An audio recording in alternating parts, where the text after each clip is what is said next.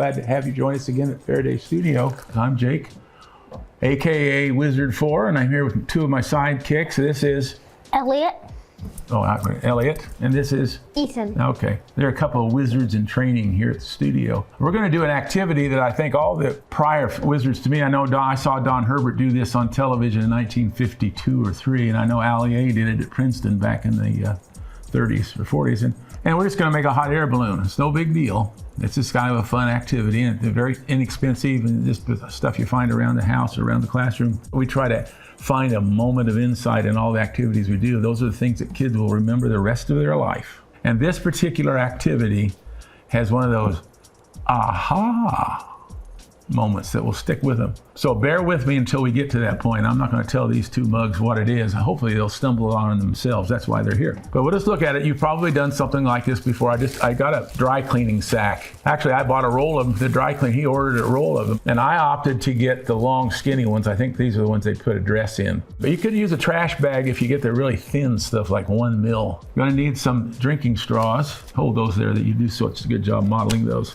Your name's Vanna White. Here we are looking at the straws.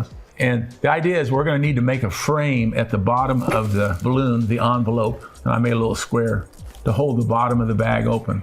So you can do it with anything. You could use straws, or if you find something else, a little strip of plastic or a piece of wire maybe, but you want to keep the weight down.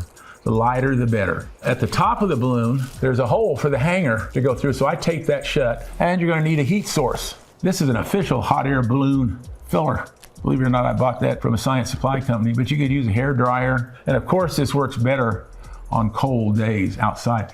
Outside, these things will go up several hundred feet if you'll fill them with hot air. And there's going to be a lot of trial and error to get the thing to rise evenly. And I'm going to be posing questions to these guys, and hopefully they will have this aha moment. Okay, Elliot, do you want to pull up the stairs? Because you're going to have to be the man holding this thing. Be the electrical switch man. Sounds good. Sounds good. You sit here in this chair. Take this up here with you. So in case we have an accident, everybody say goodbye, Elliot. Go for it. We have hot air. We have hot air. Oh, it's filling up nicely. Oh, yes, it is. It is filling nicely. I think it's going to have some liftoff. Are you ready for this? Yeah. Yep. 3, 2, 1, take off. Take off. Yeah. Hot air balloon. Is it going to stay up there? No, we didn't. No, Why don't you grab it, Elliot? Pull it back grab it. there. Yeah, grab onto that. Yeah. It's getting more and more lift. Yep. As that gas gets hotter in there, more of it's coming out. It's making this less dense. The hotter it gets, the less dense it is in there. 3, 2, 1, blast off! Oh yeah, that one's going to the ceiling. Up to the ceiling. That hit it.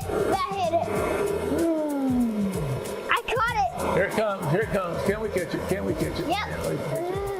Blast off! Yeah, that was faster. That was faster. Oh no, it'll take a while for it to come down, I think. No. Man, got it. We're going to engage in some deep thinking here. Get ready to move your beard if you want to. So what do we know so far? The only thing touching it was the air on the outside and the air on the inside. So one of those rascals had to make that to lift it up. I didn't lift it up there. Did you lift it up there? No, I wasn't touching it.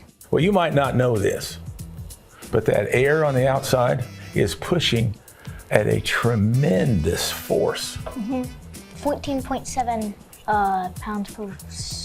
Oh, you're trying to show off with me?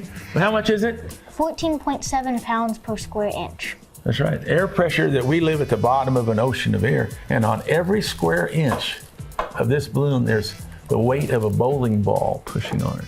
You say, that much weight? Yeah, thousands of pounds of pressure, thousands. But this thing isn't moving because the air pressure on the inside is pushing back out. 14 pounds per square inch on the outside of the balloon, and there's a difference on the inside. And the difference is that those molecules, when they get hot, those air molecules get pumped, they fly around more. Yeah. And they take up less space. And they get excited, so they just move around and yeah, they puff that balloon out. Like when I get excited, I run around and I jump and I. Yeah, you get hot enough, you'll go flying around too. What lifted this? Hot air or cold air? Cold air. Give them a thumbs up. You know, we like to think it's hot air rising, which is true, the hot air is right. You know, hot air does rise, but it rises because it's less dense, because it's It's taking up more space. The cold air is pushing on it, and the only Yeah. way that it can really go is up. Well, there you go. We had an epiphany here today. I think that calls for some root beer. Yes. So that's what we encourage you to do with this activity in the classroom. Is to let the kids build this. It doesn't matter how they build it. You know, they'll have fun with it. They might have to add weight to it. They might want to see if they can lift up a piece of tin foil or something like that. They might want to take it outside and see how high they go, something like that. That's cool. But to come to the epiphany that it is indeed the cold air on the outside, that epiphany point is a pure bit of science. Thank you, gentlemen, for helping me with that. You did a good job. You might make it to Wizard one of these days. You know, after all, say goodbye to the folks. Say hello, teachers. Bye. Bye. Bye. Bye.